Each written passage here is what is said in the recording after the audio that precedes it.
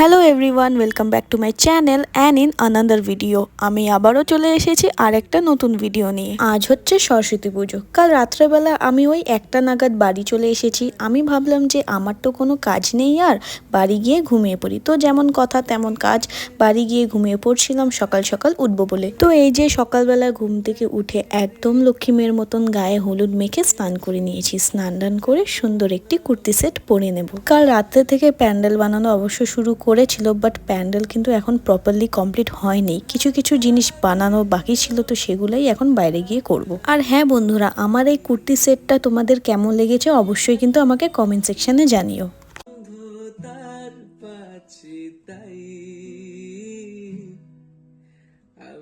আর দেখো, মা কিন্তু নিজের থেকেই আমার কটা পিকচার্স ক্লিক করে দিচ্ছিল। আমি কিন্তু একটা বারও মাকে বলিনি যে আমার পিকচার্স ক্লিক করে দিতে। তো যাই হোক বন্ধুরা, চলে এবার বাইরে যাওয়া যাক। বাইরে এসে দেখি সায়নের সাথে আরো কটা বাচ্চা মিলে প্যান্ডেলের যেই টুকটাক কাজগুলো বাকি ছিল সেইগুলো করছিল। তো এটা দেখে আমি ভাবলাম যেহেতু আমার এখানে কোনো কাজ নেই, তো চলো কেননা পিসি বাড়িতে যাওয়া যাক। কারণ আজকে পুণ্যি পিসির বাড়িতেও সরস্বতী পুজো হচ্ছে। যাওয়া পথে দেখি এখানে ভাই একদম কুর্তা পাজামা পরে রেডি হয়ে গেছিল।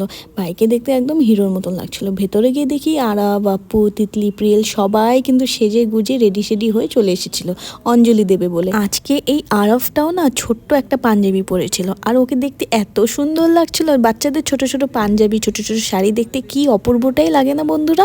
চলো এবার তোমাদের সবার সাথে এদের দেখা করাই।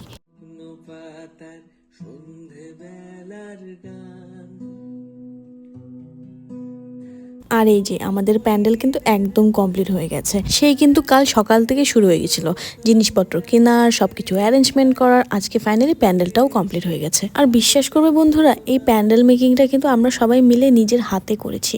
আমরা কিন্তু কোনো প্যান্ডেল মেকিং এর লোক দিয়ে প্যান্ডেল মেকিং করাইনি। এখানে কিন্তু পরিমাণ মতন জিনিসপত্র কেনা ছিল। আর দেখো কি সুন্দর করে ইউজ করা হয়েছে না। আর একবার তোমরা ঠাকুরের মুখের দিকে তাকাও, মাথার মাংটিকা থেকে শুরু করে নাকের দুলটা কি অপূর্বটাই লাগছে না বন্ধুরা। কাল রাত্রে সবার শেষে এই ছোট্ট প্রতিমাটি কিনা হয়েছিল অঞ্জলি দেবার উদ্দেশ্যে। আর এই যে এই দিদিটা হচ্ছে আমাদের পাড়ারই।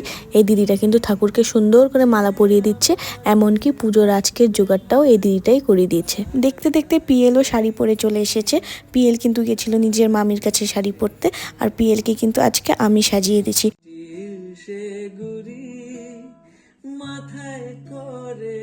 এই ছোট ছোট বাচ্চাদের শাড়ি পরা দেখে না আমার নিজের ছোটবেলাকার কথা মনে পড়ে গেছে। আগে না মা আমাকে এরম করেই শাড়ি পরিয়ে দিত। শাড়ি টাড়ি পরে রেডি হয়ে পাড়ার মধ্যেই থাকতাম, কিন্তু অলিগলি গিয়ে পুজোর প্যান্ডেলগুলো দেখতাম। আর আজকে কিন্তু সায়নও কুর্তা পাজামা পরে চলে এসেছে। দেখতে দেখতে কিন্তু আমাদের পুজোটাও এখানে স্টার্ট হয়ে গেছে।